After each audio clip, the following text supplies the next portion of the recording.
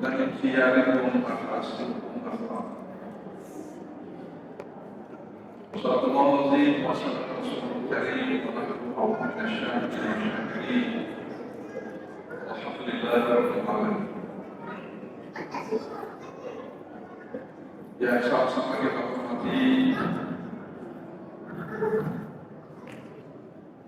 Bapak Ketua Dewan Pembina Masjid Istiqamah yang turun Istiqamah.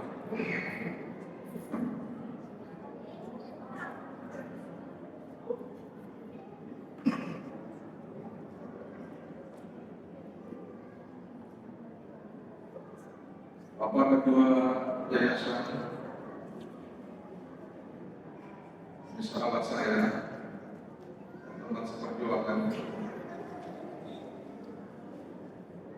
Bapak Ketua pengurus bersama seluruh pengurus Masjid Istiqamah, para jamaah, dan yang tidak bisa kita lupakan, tidak boleh tidak disebut ibu-ibu, ibu majelis taklim yang tadi luar biasa sudah melakukan salamannya. Dan tentu ini sangat penting bagi kita sebagai seorang muslim untuk senantiasa berselawat kepada Rasulullah Sallallahu Alaihi Wasallam.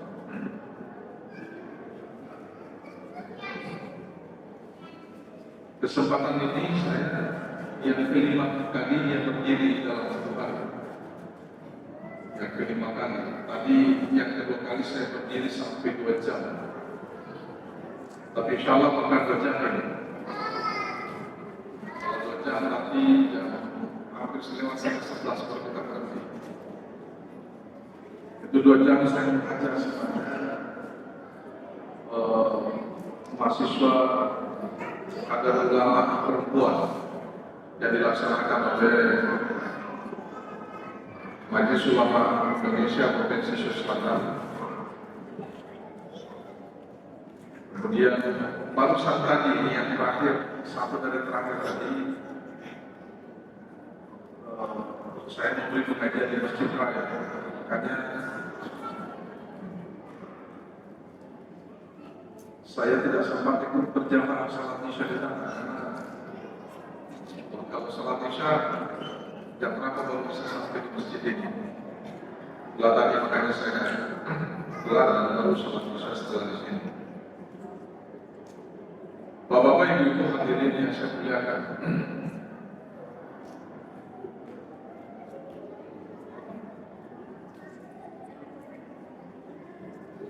tidak ada yang tidak mengenal Abu Lahab. Karena itu direkam dalam Tabbat Syada Abi dan Buatan. Jadi sebagai seorang muslim tidak ada yang tidak kenal itu Abu Lahab. Tapi Abu Lahab itu sekalipun dia paman Rasulullah, tapi dia adalah seorang penjahat kelas kakak. Jadi tidak semua itu nama-nama yang disebutkan dalam Al-Quran itu orang yang baik, ada juga penjahat. Sehingga jangan pernah kita beri nama anak kita itu Abu Lahab. Wah, bagus ini karena ada dalam Al-Quran. Tidak semua yang ada dalam Al-Quran itu bagus untuk diberi nama ya. Atau beri nama anaknya karena dia hebat. Kasih nama anaknya Fir'aun. Jangan. Fir'aun itu orang yang pernah menyebut dirinya sebagai Tuhan. Antara Rabbullah, saya ini Tuhanmu yang paling tinggi. Tidak mengaku ada Tuhan. Sekalipun ketika dia ditenggelamkan di laut merah, dia kemudian mengatakan amantu bi Rabbi Musa wa Harun.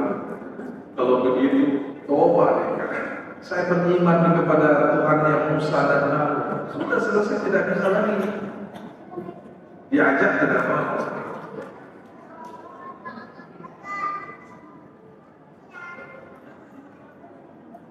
Tetapi ternyata Abu Lahab itu sekalipun orang yang paling benci pada Nabi, ketika Nabi lahir, salah satu paman Rasulullah Abu Lahab itu gembira sekali ketika Aminah melahirkan ponakannya Muhammad. Luar biasa gembiranya untuk Abu Lahab. Karena orang Arab itu berbeda dengan masyarakat yang lain di seluruh dunia, terutama semasa jahiliyah sampai bahkan sesudah masa Nabi, yang namanya ta'assub, sangat fanatik kelompok, keturunan, kabilah. Tidak ada duanya orang Arab. Ada duanya. Ketika kabilahnya dimusuhi, maka seluruh kabilah itu semuanya ikut-ikut perang.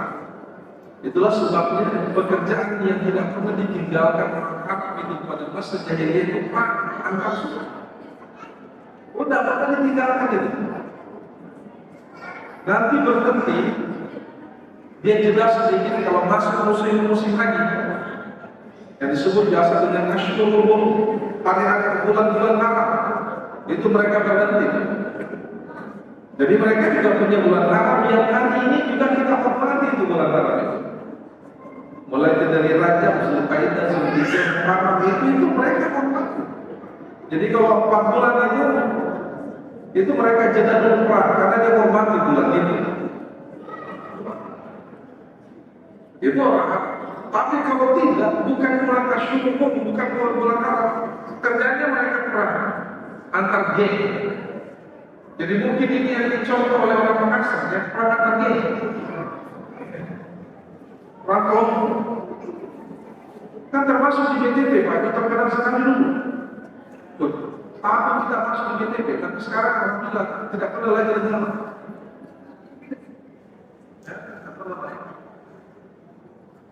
Tapi ternyata Abu Lahab itu setiap hari Senin nanti di akhirat, nanti di neraka ya, diringankan berjalan dulu ada siksaan.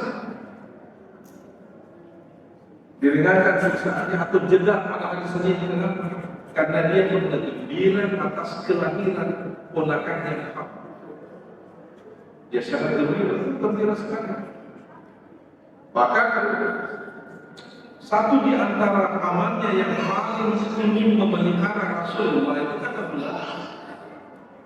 Tapi kemudian Abdul Muttalib, neneknya Rasulullah SAW, justru menyerahkan ke Abu Talib, pamannya yang paling miskin. Jadi Abu Talib itu paling miskin di antara semua paman yang lain kaya. Jadi Abu Talib kan yang berhak. Tapi ternyata ini Abu Talib itu sampai meninggal itu tidak pernah bersyahadat. Atau bahasa kita tidak pernah masuk Islam, tidak mau bersyahadat. Ketika menjelang meninggal ya, Rasulullah disampaikan, diberilah informasi kepada Nabi, paman Abu Talib itu sudah mau meninggal. Datanglah Rasulullah, di sana sudah ada Abu Lahab, sudah ada Abu Jahal. Ada di situ menemani sahabat, menemani Abu Lahab, menemani Abu Talib. Nabi kemudian menyampaikan begini kepada pamannya, ya ibna'an qul la ilaha illallah qawlan nashhaduka indallah subhanahu wa ta'ala. Ya paman, ngomong satu kali saja kamu bersyahadat, ucapkan asyhadu an la ilaha illallah, ucapkan la ilaha illallah satu kali saja, saya akan bersaksi di hadapanmu. Kenapa Pak? Karena kalau orang sudah pernah mengucapkan la ilaha illallah, seluruh dosanya itu diputihkan. Seluruh dosanya. Itulah sebabnya kata Nabi, al-iman bid'un wa sab'una syu'bah. Iman itu lebih dari 70 tingkatan. A'la qaulu la ilaha illallah. Iman yang tertinggi itu adalah ketika seseorang mengucapkan la ilaha illallah. Itu iman yang tertinggi itu. Dan kata Nabi, maqala la ilaha illallah dakhala jannah. Siapa yang pernah mengucapkan la ilaha illallah pasti masuk surga. Pasti itu. Cuma pastinya kapan belum tahu. Bisa dia masuk surga langsung, bisa dia juga transit sebentar, bisa transitnya lama sekali. Yang jelasnya pasti masuk surga. Pasti, tidak ada. Ya, selama dia memelihara akidahnya, memelihara layanan seberdosa apapun, dia pasti masuk surga. Kata Nabi, kata sahabat itu fa'in zana wa yusana. Ya Rasul, bagaimana kalau dia berzina, dia mencuri, dia korupsi? Apa masuk surga? Kata Nabi, masuk surga juga. Tapi masuk surga setelah dia dibersihkan, ketemu dengan para bintang film dari Hollywood. Nah, itu baru kemudian dia gitu. Bagaimana dengan Abu Lahab? Tidak ada syahadat. Berkali-kali Nabi mengajak, apa ucapkan sesuatu. Abu Jahal lagi berkata, ingat dunia, ingat agama nenek moyang kita, jangan pernah tinggalkan. Jangan pernah tinggalkan. Masa aku mau tinggalkan? Wah, tenaga apalah berpikirlah sudah itu kemudian digoda lagi oleh Nabi. Tapi ternyata akhirnya ujung pernyataannya, saya masih tetap bertahan pada agama nenek moyang. Dia tidak keluar dari itu. Makanya Abdullah bin Abbas mengatakan, ya Rasulullah, apa bantuanmu terhadap temanmu Abu Talib? Apa yang terbantu kata Rasulullah SAW? Karena saya, maka paman saya Abu Talib itu, dia akan dimasukkan ke dalam neraka yang paling ringan. Neraka yang paling ringan. Tapi tahu nggak Bapak, Ibu ya, neraka yang paling ringan itu seperti apa sih sisaannya? Hadis memberi gambaran begini. Ini gambaran duniawi. Kalau disetrika telapak kakinya, meleleh otaknya. Kita pedulikan itu. Jadi gimana ya? Inilah sebenarnya hadirin, pentingnya kita laksanakan maulid. Ya, kita memperingati maulid Rasulullah SAW. Apa sebabnya? Karena ketika kita memperingati maulid, ini bentuk kecintaan kita kepada Rasulullah, supaya kita diajak, ditemani, dan Rasulullah siap menemani kita bersama beliau. Karena kalau tidak, kita bisa menjadi orang yang celaka hidup kita di akhir.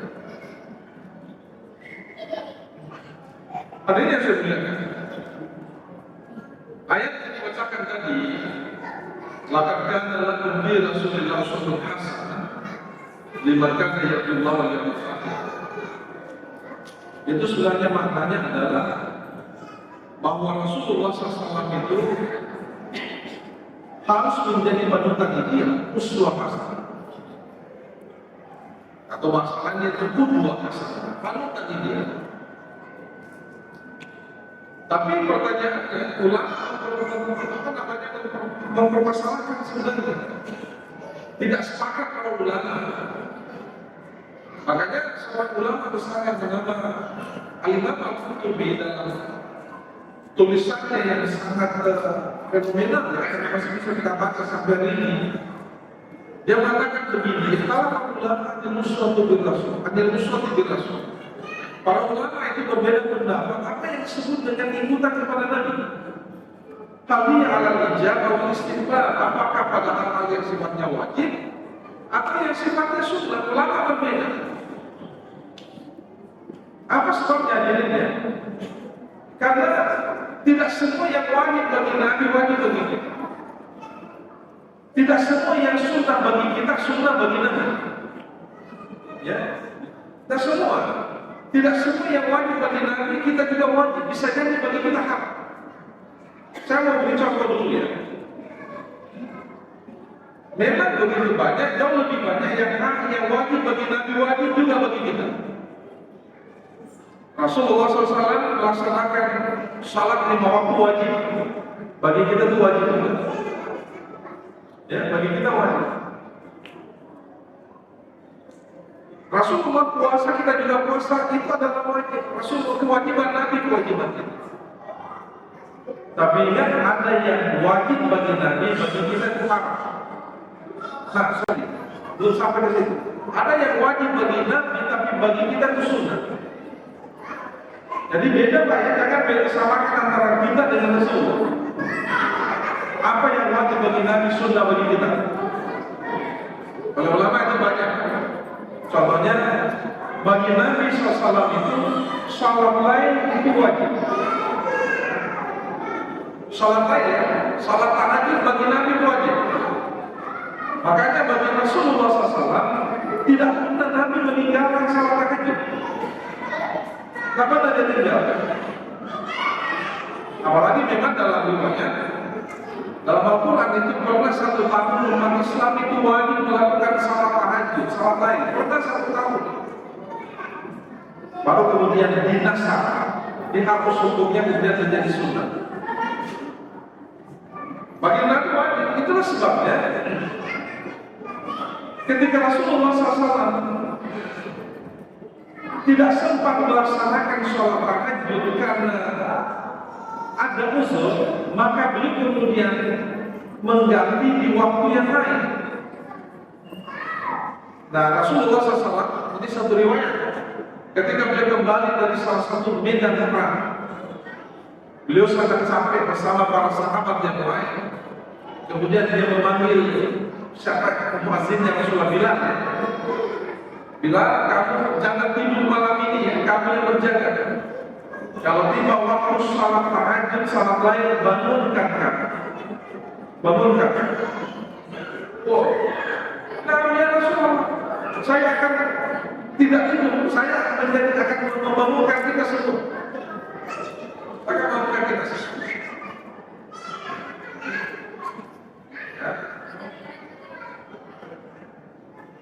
Ya, ternyata apa terjadi?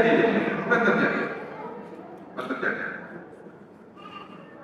Baguslah ini ya. Kalau sahabatnya berteriak-teriak, tapi tidak kedengaran. Sekalipun dia jalan, untuk bukan rantau. Kalau rantau begini dia disebut dalam hadis anak-anak yang berkumis. Ya, oke, saya lanjutkan.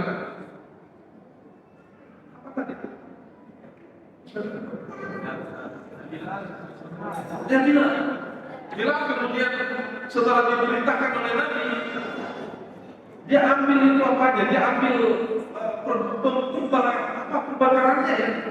Tapi kemudian dia pergi sandar-sandar di bawah sebuah pohon, ternyata dia tidur juga. Karena kecapean habis perang, dia tidur pulas. Nanti orang yang paling pertama terbangun itu adalah Rasulullah, itu pun sudah siap. Mungkin karena sudah panas, sudah terik matahari. Itu sekitar jam 9, jam 10 ya. Langsung Nabi bangun berteriak, ayo Bilal, mana tuh Bilal? Mana ayo Bilal, mana? Mana ada ya Rasulullah, saya ada di sini ya Rasulullah. Nabi mengatakan, kum berdiri, maskapai pun panggil semua sahabat berwudu, kemudian kita salat subuh. Salat subuhnya Pak, jam 9. Tapi jangan itu jadi dalil ya. Nabi kan sunnah itu, salat subuh jam 9. Itulah mungkin yang kita anak hari ini ya. Salat subuhnya jam 9. Padahal sebenarnya itu karena apa? Karena Nabi tertidur. Karena dalam syariat itu, dalam hadis itu, ketika kita lupa meninggalkan salat, maka kerjakanlah ketika kamu ingat. Jadi langsung jam 9 Pak. Tapi jangan Nabi langsung sholat jam 9, jam 10. Tapi jangan itu jadi dasar hukum ya. Jangan jadi dasar. Bahwa jangan memindahkan waktu sholat ke salat subuh ke jam 9. Tidak boleh. Sesudah itu Nabi kemudian melanjutkan dengan salat lain, salat tahajudnya di siang hari. Lagi-lagi begitu Pak ya, jangan pindahkan salat tahajud di siang hari. Tapi salat tahajud karena dia berbeda. Kenapa Nabi mengganti salat tahajudnya, mengkata salat tahajudnya? Karena bagi Nabi salat tahajud itu wajib, bagi kita sunnah. Sekalipun itu sunnah muakkadah, sunnah yang sangat baik. Ya, sangat baik.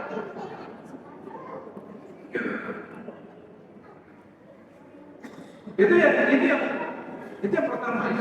Tapi yang kedua, ada yang wajib bagi Nabi.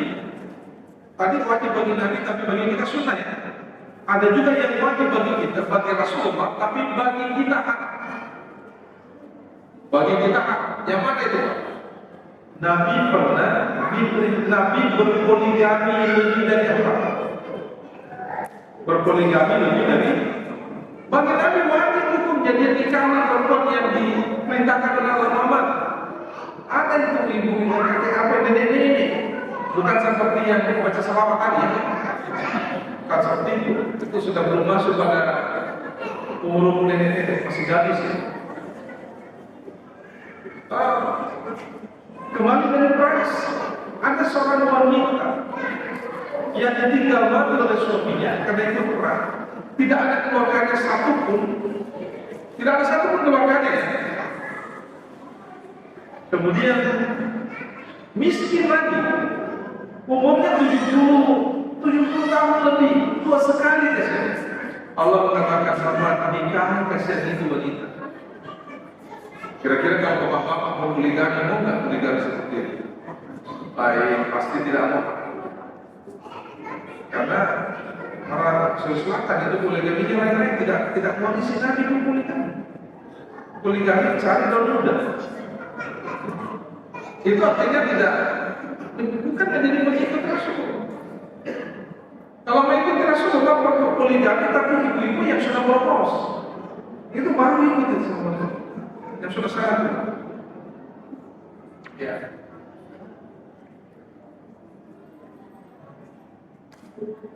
Adanya saya mudakan. Sehingga apalagi yang sifatnya apa ya? Yang sifatnya sunnah. Oh sunnah bagi Nabi, sunnah juga bagi kita. Ya, tapi ada yang sunnah bagi kita, bagi Rasulullah itu tidak. Rasulullah itu wajib. Justru yang tidak dipertanyakan adalah hal yang sifatnya jaiz. Jaiz itu kalau kita melakukannya tidak dapat apa-apa. Itu umpamanya ketika Nabi melakukan sesuatu, posisi dia bukan sebagai Nabi, posisinya sebagai orang Arab. Kan orang Arab ada budayanya kan. Kalau dia melakukan sesuatu karena budayanya sebagai orang Arab, kita tidak dapat apa-apa. Banyak contohnya, Pak. Sekali contohnya. Saya tidak mau menyebut, siapa tahu ada yang merasa tidak enak di sini. Ya, karena itu banyak di video tersebut. Ada yang saya bilang, dalam apa kita mengikuti Rasulullah SAW? Kita mencontoh Nabi. Apakah pada masalah-masalah akidah ataupun masalah syariat, masalah ibadah? Kalau kita mau mengatakan ibadah, oke, kita mengikuti Rasulullah. Pertanyaannya, bisakah kita mengikuti ibadah Rasulullah, ibadah salat Nabi secara kualitas dan kuantitas? Mungkin kualitas pasti, bukan mungkin ya. Secara kualitas pasti tidak bisa. Tapi secara kuantitas bisa melebihi Rasulullah. Ingat ada sahabat yang namanya Abu Hurairah. Dalam satu hari dia tidak pernah tinggalkan salat sunnahnya itu lebih dari 300 rakaat sehari. 300 rakaat. Kalau kita berapa kira-kira salat sunnah tersebut? Paling tidak, salat sunnah rawatib kan itu 12, 14, 16, 18. Ya kan? Masih balik. Salat sunnah rawatib. Tambah di salat duha 8 rakaat. Tambah salat lain 11 rakaat. Ya kan? Itu jadi. Tambah salat apa? Kalau kita pergi ke masjid, alhamdulillah salat tahiyatul masjid. Ya. Mungkin hanya itu saja kita lakukan. Hampir kita tidak pernah melakukan salat sunnah mutlak. Yang disebut dengan salat sunnah mutlak, salat sunnah yang tidak punya nama, tapi melakukannya pada waktu yang tidak terlarang. Kan boleh antara maghrib isya salat sunnah terus dua rakaat Allah sudah itu sampai masuk isya. Boleh. Itu yang disebut dengan salat sunnah mutlak. Tidak ada namanya, tapi kita lakukan. Jadi Abu Hurairah secara kuantitas dia lebih banyak salat sunnahnya daripada Nabi. Tapi secara kualitas pasti tidak bisa sama. Kenapa? Karena Rasulullah SAW ketika dia sholat, dia memang seperti bertemu dengan Allah. Makanya karena dia bertemu dengan Allah, seperti bertemu dengan Allah, tidak ada capek-capeknya kalau dia sholat. Tidak ada capeknya. Kalau cepat kalau kita sholat. Imamnya panjang sekali. Ya, imamnya panjang, pasti jamaah itu lari semua. Jangan pergi tamu itu di Masjidul Istiqamah. Kenapa? Imamnya itu sholat kami 8 rakaat 1 juz semua. Karena ini pernah saya berapa kali saya alami di Makassar. Saya pergi ceramah tamu itu. Ada satu masjid di bilangan Urip itu. Kenapa ya? Baru malam sudah tidak ada jamaah. Itu baru hanya beberapa orang saja, satu saf saja tidak cukup. Itu mungkin hanya sekitar 10 sampai 20 jamaah. Masjid yang paling megah dulu di bilangan Urip itu. Tidak ada jamaah. Saya lihat kenapa itu tidak ada jamaah? Ternyata setelah kita sholat, kalau saya tidak malu-malu lari tongkat. Kenapa? 2,5 lembar itu satu rakaat. Berulang lagi bacanya. Cepat sekali bacanya. Kita pulang itu jam 11 8 rakaat. Ini penyebabnya. Sekalipun kita tahu bahwa salat yang terbaik itu adalah salat yang panjang bacaannya, lama berdiri. Afdalus salat aqwalul qunut. Salat yang terbaik adalah salat yang lama berdirinya, panjang bacaannya. Itu salat terbaik. Tapi ada tapinya. Yang dimaksud itu adalah salat lain, salat sendiri. Kalau salat berjamaah tidak. Salat berjamaah, makanya tidak ada salat sahabat itu. Dalam suatu ketika dia datang melapor kepada Nabi Rasulullah, tadi subuh saya tidak pergi ke masjid. Kata Nabi, kenapa? Imamnya terlalu panjang bacaannya. Sudah mulai pagi belum berhenti. Yang lama sekali. Dan saya kesini, waktu tidak bisa berdiri lama. Tapi saya berdiri lama. Siapa imamnya? Boleh sebut namanya. Panggilkan dia. Oke. Gara-gara kami itu banyak orang tidak pergi sholat berjamaah di Nurul Istiqamah. Kenapa? Katanya panjang sekali bacanya. Karena sekarang itu lebih banyak pahalanya. Oh tidak. Kalau kamu jadi imam, perhatikan makmum. Bisa jadi makmum itu ada orang tua yang tidak bisa lagi berdiri lama. Bisa jadi juga ada anak-anak yang rewel. Bisa jadi juga ada orang yang sakit karena memaksa diri pergi masjid. Bisa jadi juga ini yang paling penting. Bisa jadi ada orang yang punya kebutuhan di luar. Ada kebutuhannya tapi lama sekali. Ini biasa terjadi. Ketua Dewan Pembina biasa kalau kita pergi ke naik pesawat subuh-subuh, terkadang ada orang yang dia kalau minta macam lima. Langsung lompat jadi, tapi tidak mengerti psikologi makmum. Tidak mengerti. Kita sudah memboarding jam 5:30 langsung dia jadi imam. Apa yang dibaca? Dia baca amma yatasaalu Nabi sampai selesai. Lambat tadi. Ini pasti salat kita ini menjadi tidak enak, tidak bagus, tidak khusyuk lagi. Amma yatasaalu. Bahkan dilakukan. Adim nabail azim. Lama sekali. Ini sudah setengahnya belum selesai. Belum. Ini orang tidak imam seperti ini tidak percaya psikologi imam. Padahal kalau kita jadi imam harus paham ini. Tapi jangan terus Allah buat terus. Inna ta'ala kesana Allah. Ya. Jangan juga. Jadi secara kuantitas bisa, tapi secara kualitas tidak bisa. Nabi kalau dia sudah salat itu bengkak semua kakinya, bengkak kakinya. Terus kan Aisyah juga sempat nangis melihat Rasulullah. Gimana ya? Kenapa kamu seperti itu? Nah, kamu kan pasti sudah masuk surga.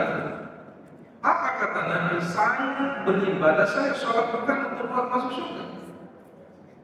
Ya, kan pernyataannya Nabi begitu. Kemudian diplesetkan oleh sebagian orang.